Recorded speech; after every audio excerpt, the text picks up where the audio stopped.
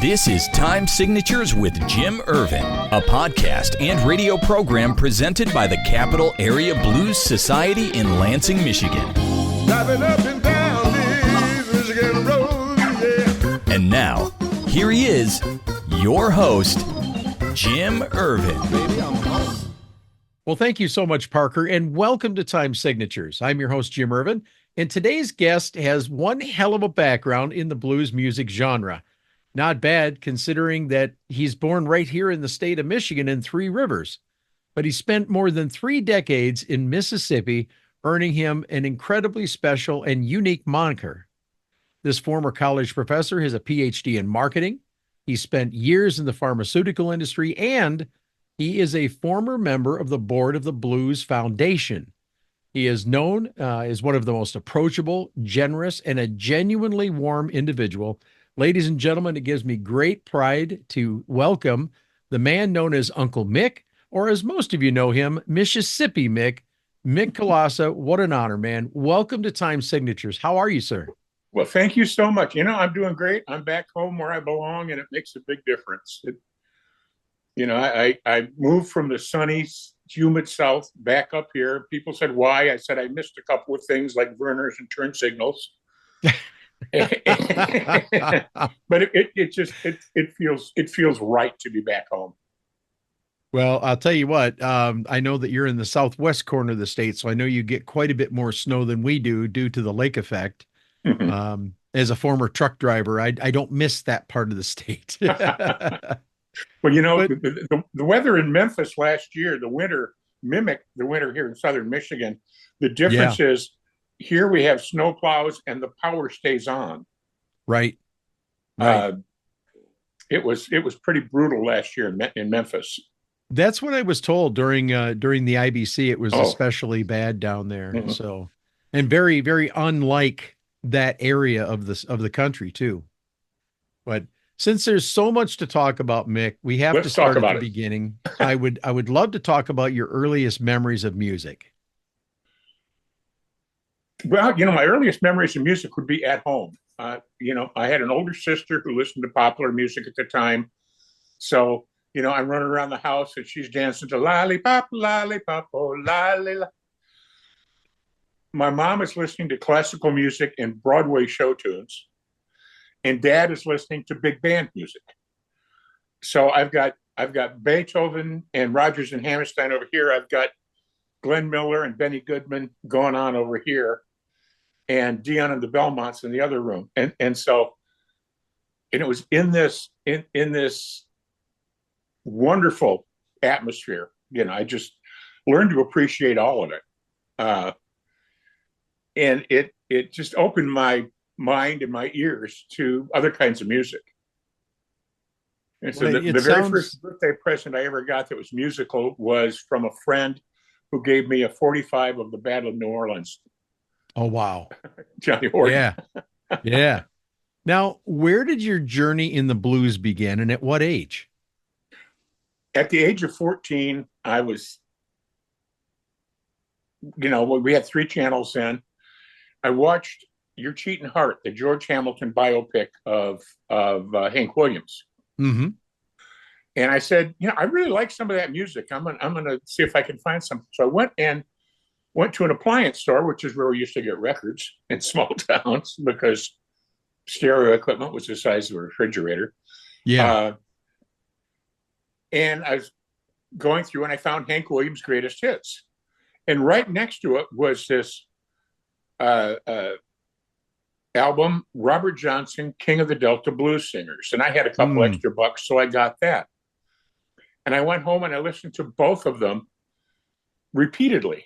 Found a lot of similarities, you know, in the stories being told, in the musical structure, 1-4-5.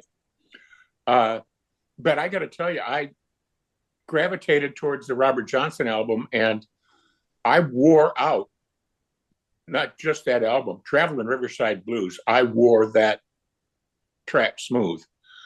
Wow. Listening to the guitar on it, and how could one man do that was stunning. But then also it got me to learn about the stories, trying to understand what he had to say. So I dug into Yes. it. At about the same time, crawling across the radio dial, FM. No, it was AM. This was 1966. I picked up John R. at WLAK in Nashville, and I'm listening to Etta James and Muddy Waters, and I was hooked. I mean, I just stayed there. I started buying any blues albums I could find. In Sturgis, that was a tough thing to do, and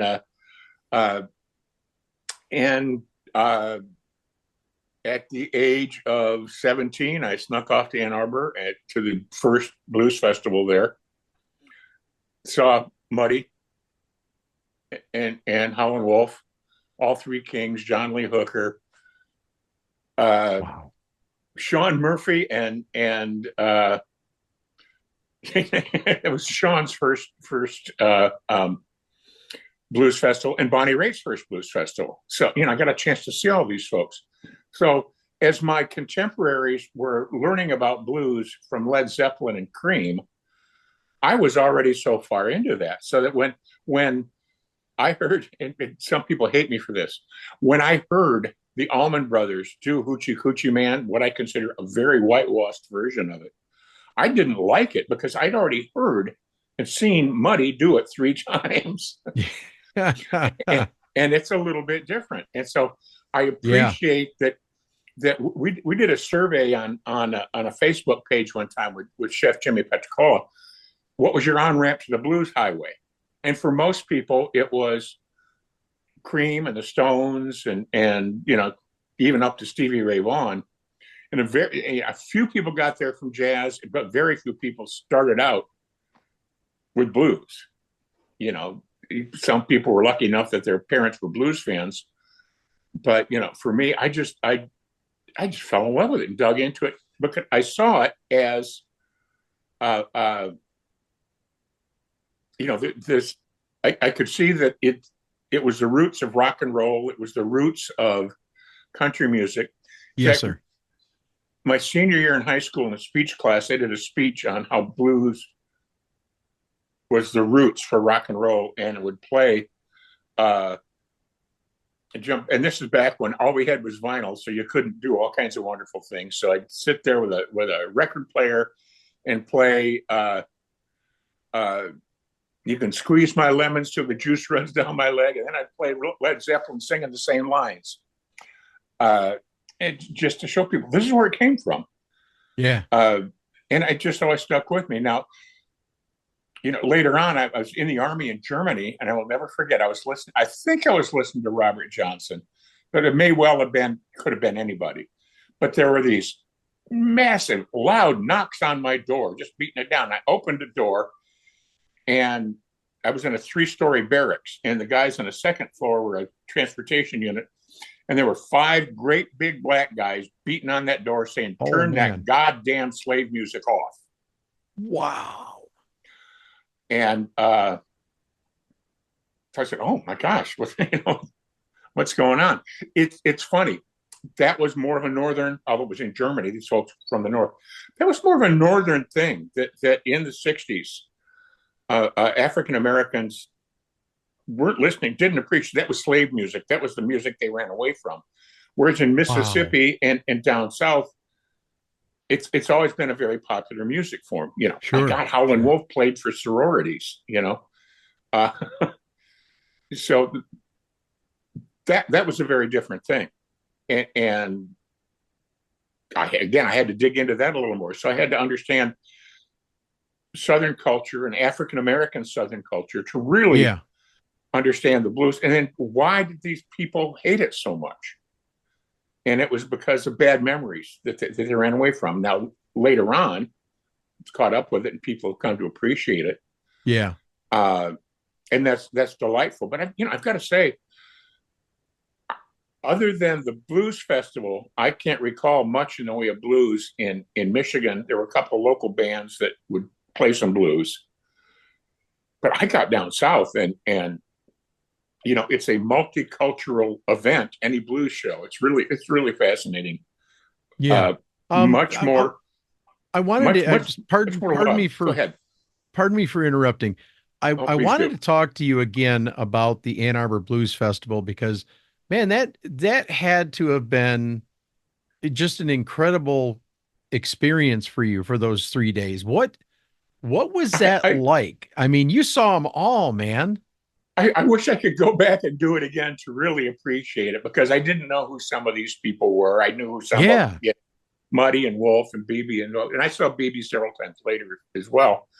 Uh, but it was, it's a kid in a candy store, and learning about other artists I was totally unaware of, and then seeing some white people playing pretty damn good blues.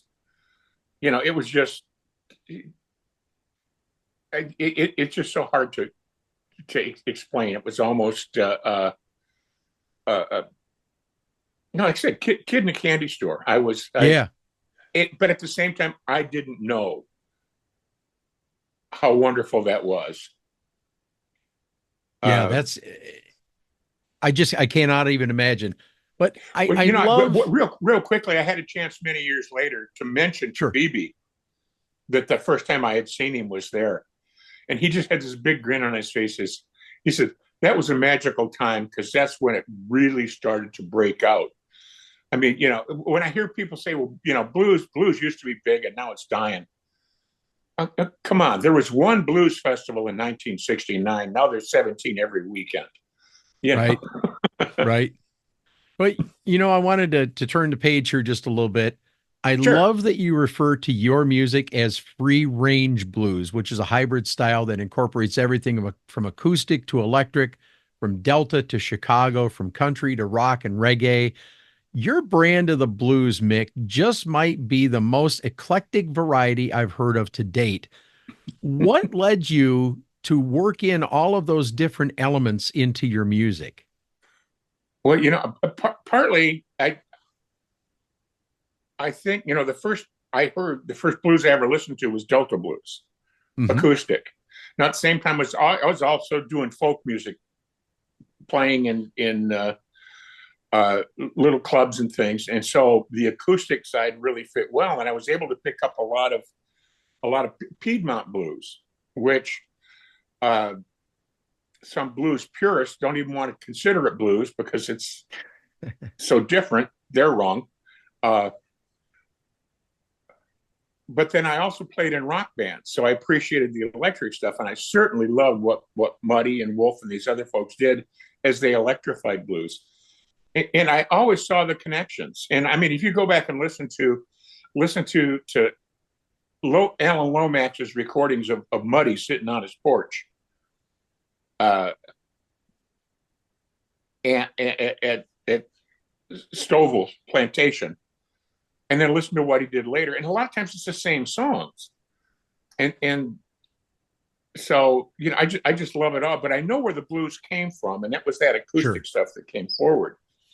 And it's funny digging into it, trying to understand, okay, the first blues instruments, the first blues was a human voice, but that was followed by fiddle and banjo. Right. Because those were the instruments. And it wasn't until the guitar wasn't really introduced until migrant Mexican workers came to the Delta with their guitars. And the guitar was an instrument that fit the genre really well. It was also more approachable, cheaper, and everything else. And then to get deeper into it and understand that the music form in blues is Celtic.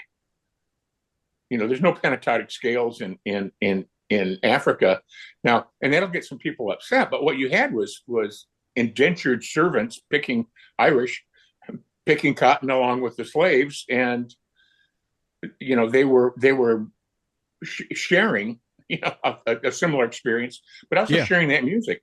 And so you can hear the commonalities between bluegrass, which has that same Celtic root, and blues. A lot of the same stories. I mean, Sitting on Top of the World is a huge bluegrass song, even though it was the Mississippi Sheiks that wrote it.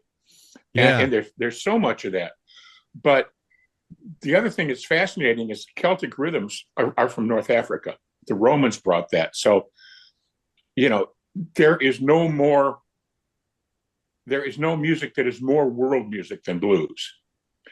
And, Willie Dixon once said that blues is the roots and everything else is the fruits. But I think the roots go deeper than that. The roots come from a lot of places. So blues is the trunk that drew from all this and then created all the rest of it.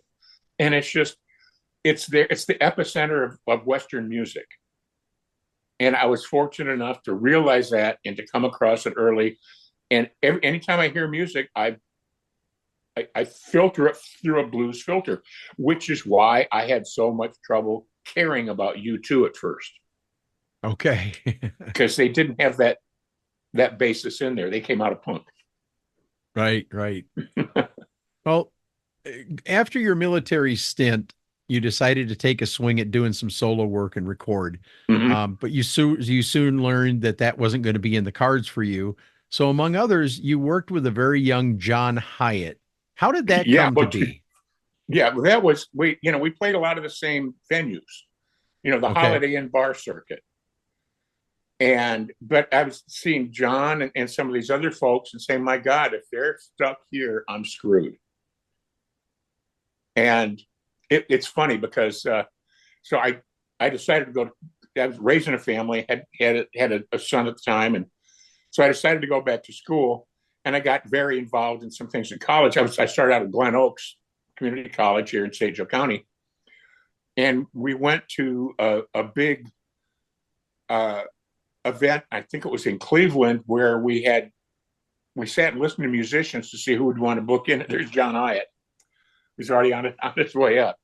So, but we got together a few times, afterwards. But he signed his deal with Geffen Records, and other than being in the audience, I haven't sat and talked to John since. But I learned so many songs from him. But there again is somebody that's very based in the blues. Yeah. Now you ended up working for Upjohn. Yes. And in the process of things, you fell in with a group of fishermen via Trout Unlimited. And from that relationship came your first album, I believe, Trout Tunes and Other Fishing Madness. I got to hear this story. I was very active in Trout Unlimited. I've always been a fisherman. And it just turns out that the folks that I was fishing with were also musicians. And, we'd go on these outings and somebody would bring a guitar. So pretty soon there's 3 or 4 of us bringing guitars. And one guy in particular, Mike Siegel, it's in Kalamazoo, hell of a musician. He's also a luthier, and I own a couple of the guitars that he's made. And he does beautiful job. He learned from the Gibson luthiers, Oh wow! But at the time I was also on the national board of Trout Unlimited, and I was president of the local chapter in Kalamazoo, but I was also on the national board of directors and then the Michigan Council. And I'd take a guitar and I would do song parodies like "Mamas, Don't Let Your Babies Grow Up to Be Anglers," and things like that. And people said, "You ought to record those." I said, "Well, if I record them, I don't want to do, I don't want to be the Al Yankovic of Trout." So I started writing actual songs, original songs, and I'd play them, and Mike liked them, and other folks. Now, by then, I had left Upjohn and was teaching at Nazareth College. Okay. And one of my colleagues was a jazz musician, Ken Morgan, amazing. He had a band called Pieces of Dreams, but he toured with Louis Armstrong and Johnny Mathis and people like that. Wow. But he was also a psychology professor and a counselor. And we team taught a course on jazz and blues. Well, he said, I like trout fishing. So he started going on these things. And I'm trying to think. We went on a trip to the Upper Peninsula to fish with a dear departed friend of mine who was a fishing god and legend, John Volker. Okay. Pen name Robert Traver. He wrote Anatomy of a Murder, but he also wrote Anatomy of a Fisherman and Trout Madness and Trout Magic. and we were at his camp on Frenchman's Pond. And the opening track on that album that we eventually did is called "Crazy for Them Trout," and we played that with John on piano, Ken on flute, and then two of us on guitars. And they said, "Yeah, this song's got something." And I just started writing like mad and came up with the album. Wow! And everybody, the main musicians, were all trout fishermen and members of Trout Unlimited. That is incredible. And Just it's still getting airplay today, yeah? Yeah. In fact, there's two environmental songs on it that both get played quite a bit on Earth Day. Okay. We got a reggae song, "Save the Water," that a children's choir in Chicago learned and performed that for a long time. Wow. And then another one, "It's Up to You." So very cool. Now you mentioned teaching at Nazareth College in Kalamazoo, and you ended up moving down south, but how on earth did you end up in Oxford, Mississippi?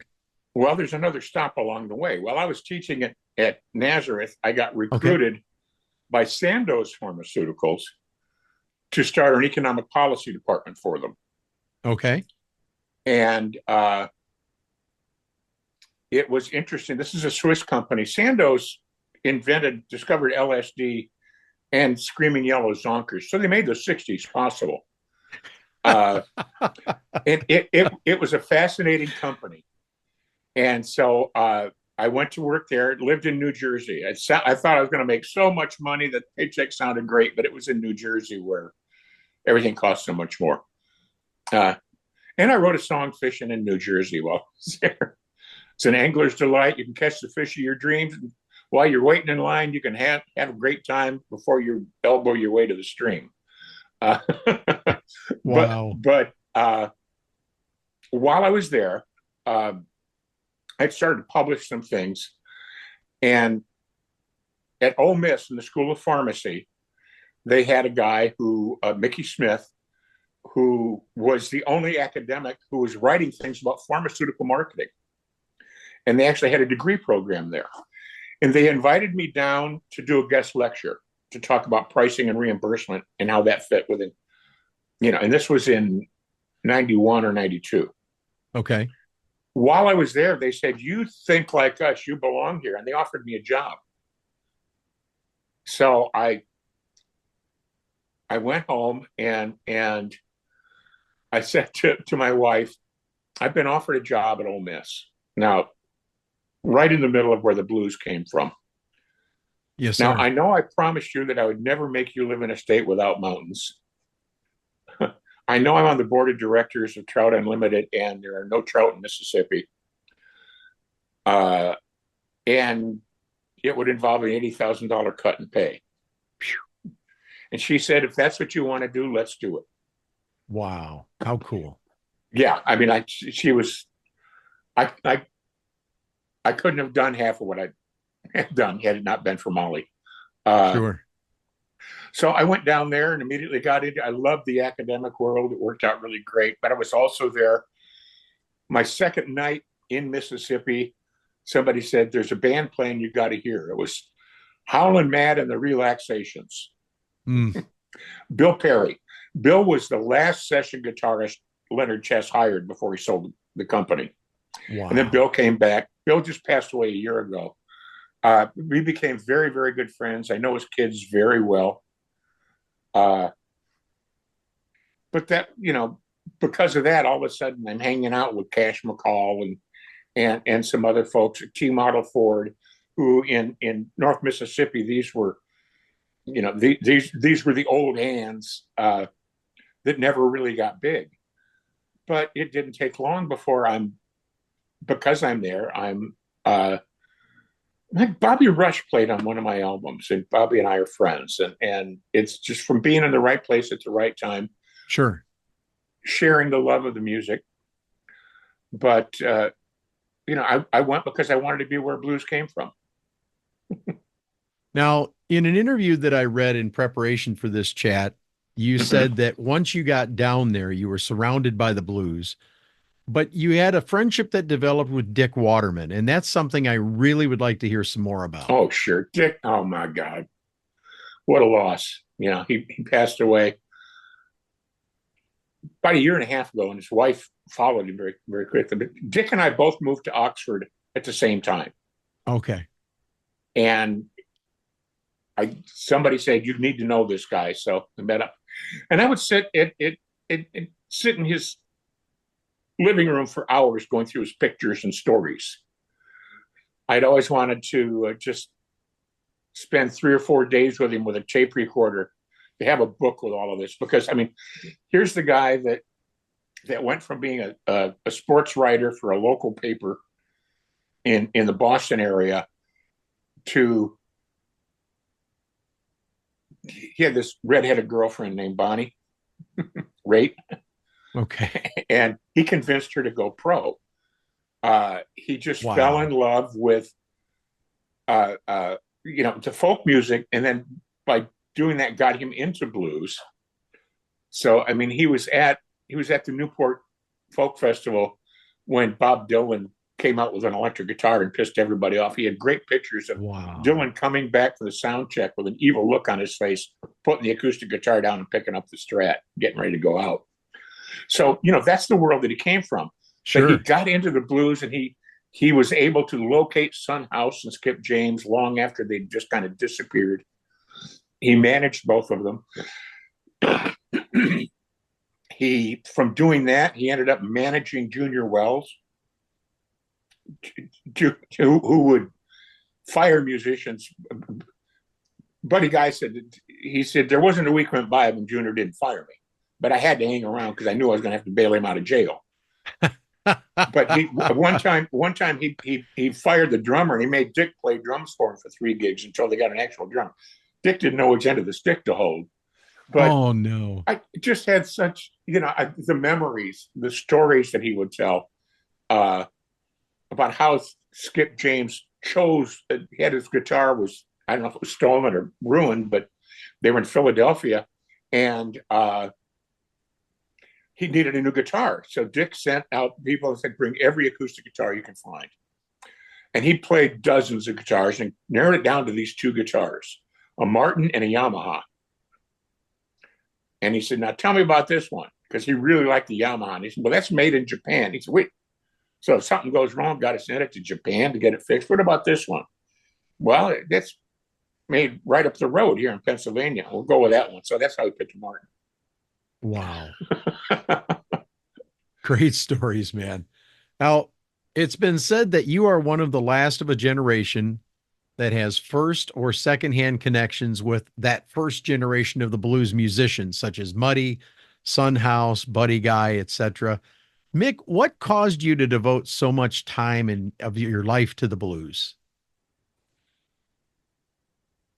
It's multidimensional. First of all, the music, and just love the music. I love the history of it and understanding the history of it, where it came from, how it emerged, and I think partly because of living in Mississippi and being very close with people who just have the blues running through their veins. I mean, the Kimbroughs and the Burnsides and Yes. just so many people there, knowing folks who had played with amazing artists. But I had a place in Clarksdale for a while because my band worked out of Clarksdale. The Tailor-Made. I lived in Taylor, Mississippi, but my band was called the Tailor-Made Blues Band because the first bass player was also from Taylor, so it made sense. But I bought a building in Clarksdale that had a couple of bedrooms and a storefront that we used as a studio because Okay. my band was there. So we were set up and we could rehearse all the time. Played at Ground Zero once a week for a full year, but toured all over the place. Morgan really liked us. And I called him President God. But again, knowing Morgan Freeman, meeting him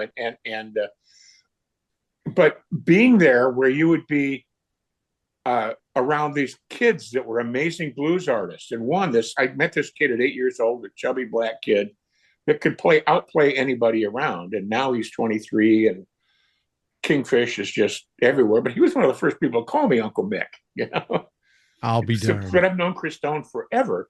But sure, that was the world. It was all about blues. And I'd go to the appliance store. No, it wasn't an appliance store. Yeah, I got a washer and dryer. And the guy that delivered it was the son of Big George Brock. And so every time you turn around, you'd meet somebody else, blues background. And so it was just in the water there. And I loved it. And yeah, I was able to learn so much.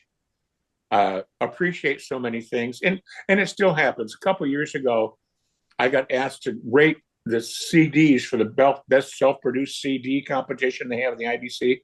Sure. And so the Memphis Blues Society asked me to do that, and I listened to a couple of the CDs, and then one just set me on fire. And I honest to God, I played it straight through 3 times in a row. Sade Thomas, who's Otha Turner's granddaughter. It's the rising stars of fife and drum. Now, I had seen Otha, and I had really enjoyed the fife and drum blues. And Sade and her husband have brought it out. They got an album called The Evolution of Fife and Drum. And oh my God, I called Paul Benjamin. I said, book these people right away. They will light up a stage. It's funny. Before coming back, I had a thank you Memphis party at a club in Memphis, and we used it as a fundraiser for the Memphis Blues Society. Sure. And I had some, a lot of friends here: Jeff Jensen, Tully Bray, Eric Hughes, John Nemeth, Doug McLeod, the folks from Southern Avenue. Wow. And Watermelon Slim. And the very final act was Sade and her husband, the evolution of fife and drum, and they just blew everybody away. I mean, I don't think I've ever seen Bill Holm and Watermelon Slim get as excited as he did when he saw them. My God, you know how to put on a show, Mick. But it's fascinating. And, you listen to the lineup that I just spoke of. Think of the variety of blues that follows that art through, from Doug McLeod. Oh, yeah. And Doug became a dear friend. We've written songs together, and I owe him a cup of coffee. I've got to get down there and buy him a cup of. We used to meet on a regular basis to do that. But I've known John Nemeth since he was too young to be in the clubs he played in, when he was still living in Idaho. Yeah. And so it's just always been this. But being there around that in Memphis, I moved to Memphis after my wife passed away, just because I needed to get out of that house and get settled in on some things. So I'm at a jam in Memphis, and I look, and Al Green is on stage singing with me. Wow. And got to know this drummer that's pretty good. That he's been on a couple of my albums. We did several shows together. A guy by the name of Willie Hall. Willie was drummer for almost everything Isaac Hayes did. He did a stint with Kool of the Gang, and also with Booker T and the MGs. But he's probably best known as the drummer for the Blues Brothers. Oh my goodness! And Willie's a dear friend, and I just talked to him a while ago. I want to bring him up here to do some shows. That'd be fun. The only time I ever sing Blues Brothers songs is when Willie's playing. Okay. But again, to be around these people and to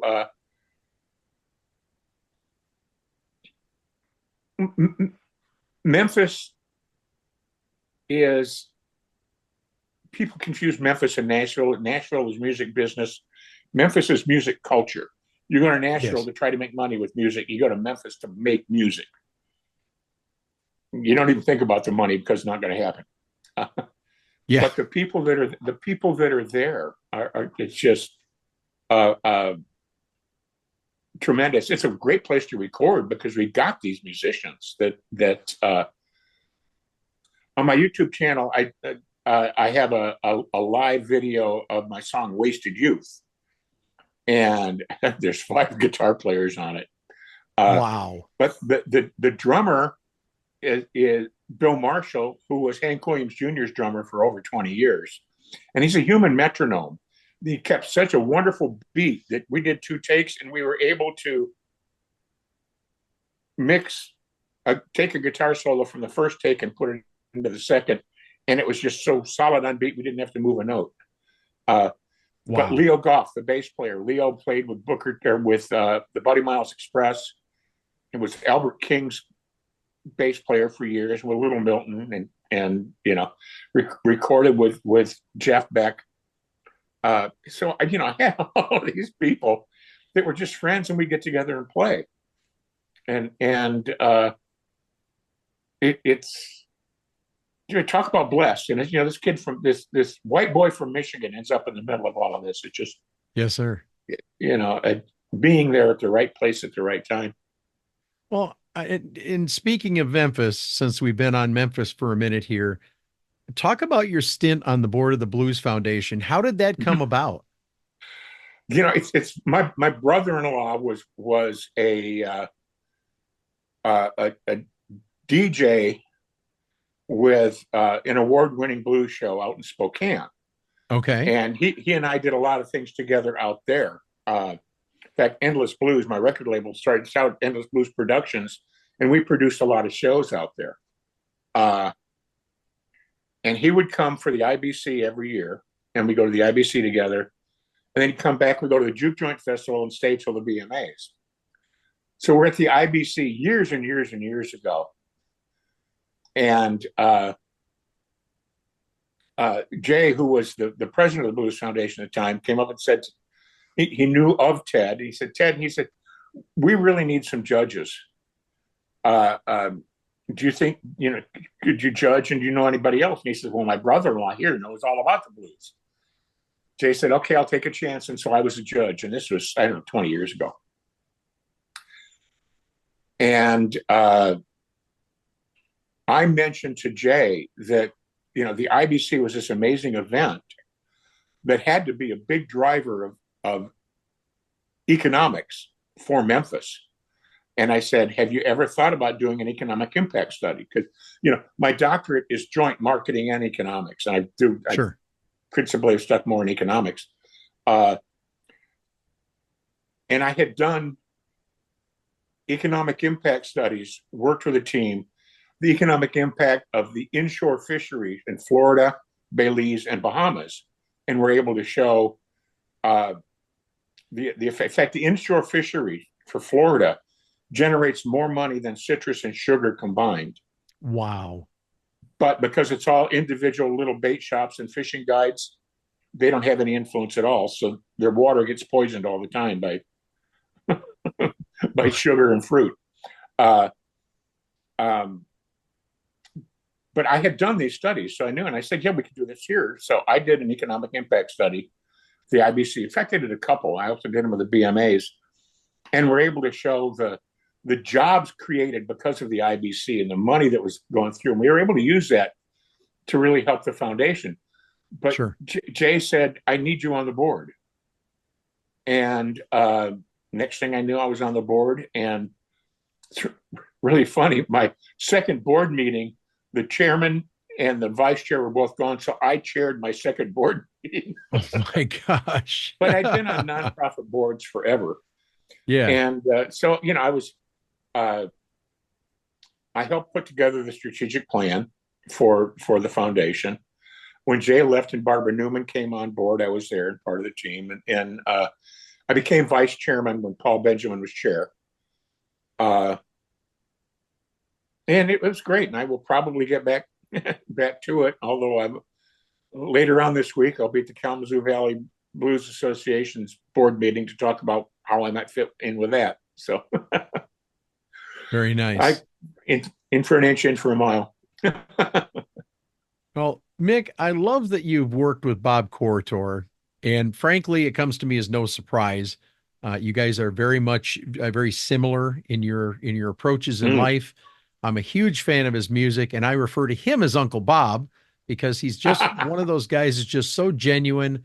But I love that he incorporates all the big names into his CDs, and he's not out there Oh grabbing the yeah, yeah. spotlight for himself. But What? I have to ask you, how did that opportunity come about to work with Well, him? I've known Bob for years. It was, the blues is a family, Sure, and sure. so I'd known him. We shared a stage together once when we did.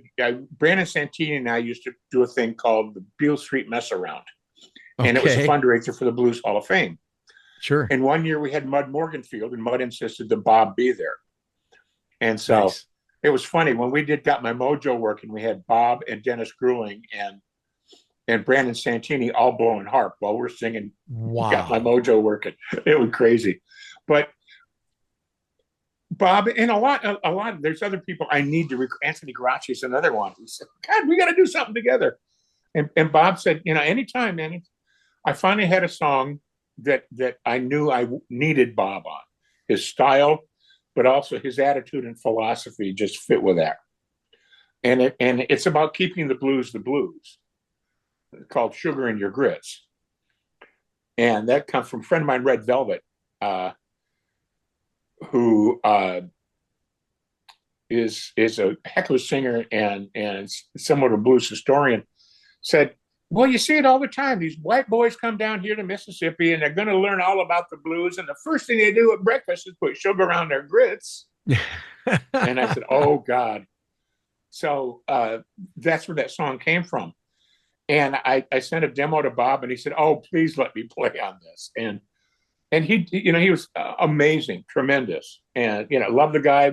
We'll do more together. We talk about it. But I've been able to bring in some other Vince Johnson. People haven't heard Vince, and Vince is an amazing harmonica player. Unless you've been to Beale Street, you haven't heard Vince. Eric Hughes is the only person other than I who's been on every one of my albums, Okay. blues albums, and one of my fishing albums. But and then Brandon Santini. And God, I heard a harp player. I recently produced an album for Sonny Blue. We've got a young harp player. She just turned 17. Oh, wow. Kiersey Jolie. And I think you've heard some of her harp playing on She Woman and this little lady is amazing. But anyway, 17. Bob, I adore Bob for what he does. And he sticks to classic blues, what it's supposed to be. He's not trying to rock it out. Right, And right. that's so important. But I got to get out there and play the rhythm room sometime.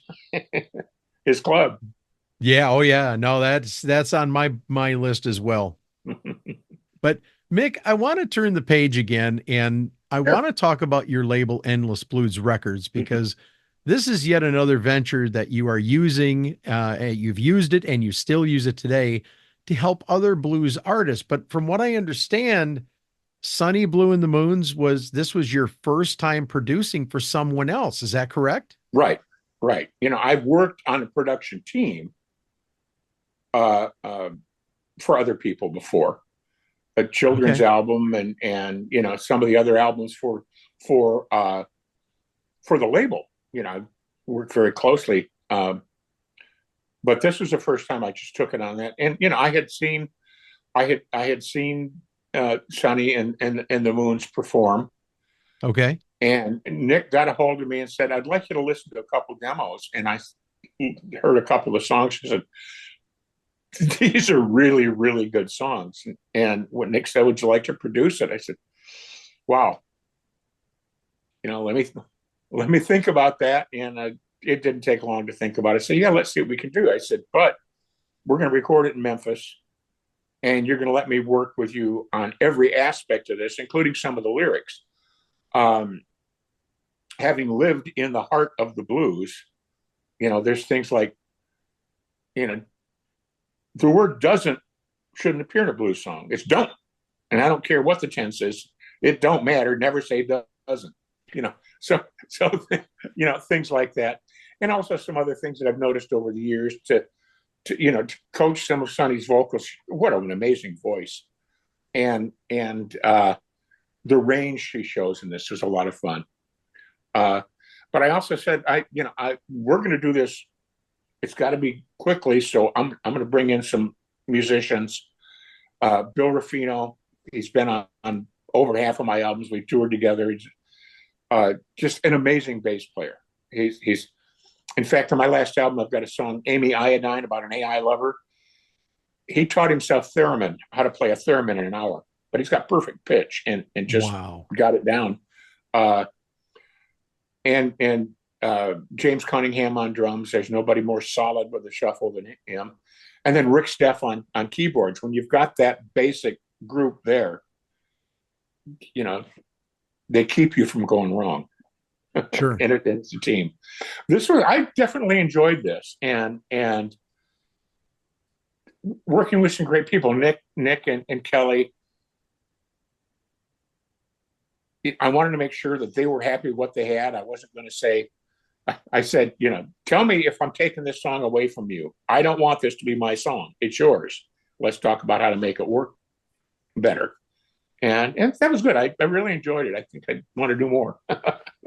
Well, good. Glad to hear that.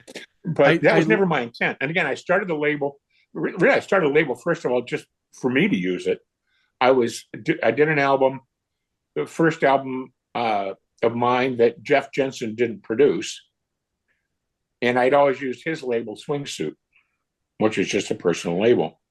Mm-hmm.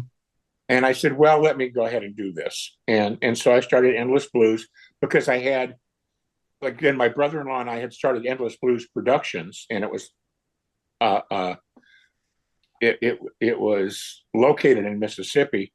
My brother-in-law passed away in 2015. And so I said, well, let's do this. And I'm trying to remember I went from that to help the layman in layman terms, put out their album Strong Roots. Eric Hughes, Tennessee Redemption, and Tully Bray, Lou Jetton, Chris Gill, Dexter Allen, all of these people. And, sure. Most of them are folks I knew. Some of them I knew could really help me. Others I wanted to help them. And when I put the company together, the label, my stated goal was to lose as little money as possible. And so far I've failed. but I don't have any regrets. Very cool. Now, I love the fact that you've seemingly found the recipe to finally get paid for your music, unlike many musicians who are struggling with that. I know that I was introduced to a little factoid here not long ago that states it takes 5,000 streams to equal one purchased CD. But I love that you're teaching others to do this as well. And it's kind of reminiscent to me of my conversation with Joe Bonamassa in that you are doing incredible work to give a hand up to musicians, and you're actually teaching them to fish, aren't you, Mick? Oh, yeah. And I want to say, Joe kept a lot of people alive during COVID. I mean, yes, I really admire what he did there. Yes, sir. But yeah, I mean, from the very beginning, from my first album, I'd say probably 200% of the net proceeds goes back to the foundation for Generation Blues and the Heart Fund. And it's been that way with every album. So those things are just so important to me. Yes, sir. But the label is to help musicians. I say my friends because although they might not have been my friends before the album, they become my friends after it for sure, to help them, succeed as much as possible. And, one of the things, back to making money from streaming, I do pretty well for the blues world. I do very well on streaming, but it's principally because of one song. and it's from my first blues album, called Okay. Baby's Got Another Lover. And it's a 6-minute song, very slow minor key blues song. And it's about the alcoholism that killed my wife. And Baby's Got Another Lover. Something I don't understand, you know. Yeah. We recorded that, and if you listen to it, it's Jeff and I got into this emotional feedback loop. His playing was so emotional, but he knew Molly. His playing was so emotional, it affected the way I sang it, which then in turn affected the way he played it. Mm. We did that with one take live. And so Wow. it's all, I've had people drive 400 miles hoping to hear us play that song. And I didn't realize how big it was. One time I'm going through YouTube and I see that somebody has got my song on a video with just a picture of a half-naked woman or something. They obviously didn't understand what the song was about. But it had 350,000 views. Wow. And so when I changed distributor for my album from CD Baby to a group called Amplified, which is real, I said, there's 350,000 views of this. And I said, I'm not getting paid for it. And they said, well, you should. And they came back and said, oh, Mick, you're wrong. It's 3.5 million views in total. Holy Because it was cow. in so many different things. And I got a check for 20 grand. Wow. That song is pushing 2 million streams on Spotify. And what it's done is pulled a lot of my other songs along. And so it's probably a third of the streams is still that one song, but it pulls the others with it. And, you get on playlists, and that helps. So we actively, push it in that direction. I did an uncover version of the James Taylor song. Oh my God. Everybody talking about the gospel story. Some shall sink and some shall rise. Well on the hill. My God, I can't remember the name of the song. But anyway, I did it. It ended up on James Taylor's playlist. Wow. Lonely by Day. Lo and Behold is the name of the song. Okay. But that happened, and so I started paying attention to this. I started a couple of businesses in the past. I said, what can I do with this? So we're actually working to put together, I don't know whether to do it as a video or a podcast, or I won't do it as an article because musicians don't read, but probably as a podcast on, okay, so you've got a song that's, it's making money is as easy as 1, 2, 3 if you do it. If too many people give up, I don't want to do that. That streaming just is, and it's, but like I say, I've got to credit the one song for getting me into that. But it's funny, I've had 2 different people say, well, I was in this club, people who have performed with me and recorded with me, and both of their albums are on my label. They say, I was in this club and it had a digital jukebox. And so you can enter an artist name and it'll pull stuff up. So I put my name in, and what came up were your songs that I'm on. Wow. But I'll take it and use it. And if I can use it to help other people, that's Sure. Somebody once said to me, I got you figured out, Mick. And I said, oh yeah. What makes you happy is making other people happy. And I guess in the long run, that's true. Whether it's with my music or other things, Yes. I Well, like and I think you've earned an incredible reputation because of the way you conduct yourself in the business, and truly, I think being a musician helps you to help the other musicians because you understand things that they're dealing with on a regular basis. Mm-hmm. But absolutely. Listen, and I've had a chance to perform with so many of the folks on Dexter Allen. We're talking about doing an album together soon, but he's been on a few of my albums. We played festivals where it was really great. I'd get up and do a set with his band, and then 2 sets later, his band with him. But very cool. great folks, but you surround yourself with good musicians, and you are, you're not working without a net, and it's really great. I was in France earlier this year, I think in April. I did about 8 gigs there, and they had a band ready for me, and they knew my music better than I did. It was crazy, but again, you're around people like that. It's Jeff Jensen said something that would really hit me quite well. He said that the leader of a band should be the worst musician in the band. Well, that's easy for me to do. I don't know how Stevie Wonder can pull it off, but well, listen, we could do this for hours, man. One other thing, that playing with people like that makes me be better. I have to. I've got to step up to be able to be with them. When I'm singing with Reba Russell, I'm gonna try to get to her level of singing, and I can't do it. She's amazing, but she makes me a better singer, and it's wonderful. I get myself out of the way and pay attention to what's going on. Yes, sir.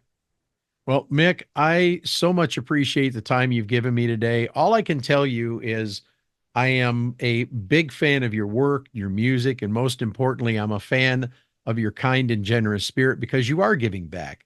And because at the end of the day, it's not what you do for yourself, but what you do for others. And my friend, you truly are doing your part to keep the blues alive. Now, if someone wants to learn more about your work, maybe buy some CDs or book you for a gig, where can we send them? Well, my website is mimsmick.com. It's MI for Michigan, MS for Mississippi, MICK. You can also go to the endlessblues.com website and link over to me, as well as the other artists on the label. So that's the way to do it. Right now, because of this shoulder, I've really limited. I don't know that I could do a show with an electric guitar because I couldn't let my arm hang like that. I do have a couple acoustic shows coming up in December, just local, to try to get back to it, and we'll see what happens. But after I have the surgery, I plan on coming back with a vengeance. Sounds like fun, man. And listen, if you come out with something new, a new album or something, you have an open door here. You just let us know, and we will definitely open up and welcome you in. Thank you. Right now I'm planning 4 albums. Great. One is next time age, I've got for sissies. Well, next time we do this, I got a seat right here for you next to me. How's that sound? Yeah. Mississippi Mick, I want to thank you so much for your time today. Thank you. I greatly appreciate you, and I wish you continued success in all you do, my friend. Thank you. Take care, and we'll see you around very soon, I'm sure. Sounds good. Well, sadly, that wraps up this edition of Time Signatures for today. Again, my thanks to Mick Kolassa for his time, but also to you, for without you, none of this would be possible. Jim Ervin reminding you that keeping the blues alive is everyone's responsibility, but preserving the history of the blues one story at a time, that's my mission. Until next time, so long. This has been Time Signatures with Jim Ervin, presented by the Capital Area Blues Society in Lansing, Michigan. For more information on cabs, visit capitalareablues.org. You can find this episode and past episodes at lccconnect.org. The Time Signatures theme song, Michigan Roads, is used by permission and was written by Root Doctor, featuring Freddie Cunningham. I'm trying, baby, driving up and down these Michigan roads, yeah. Until next time, keep on keeping the blues alive. Baby, I'm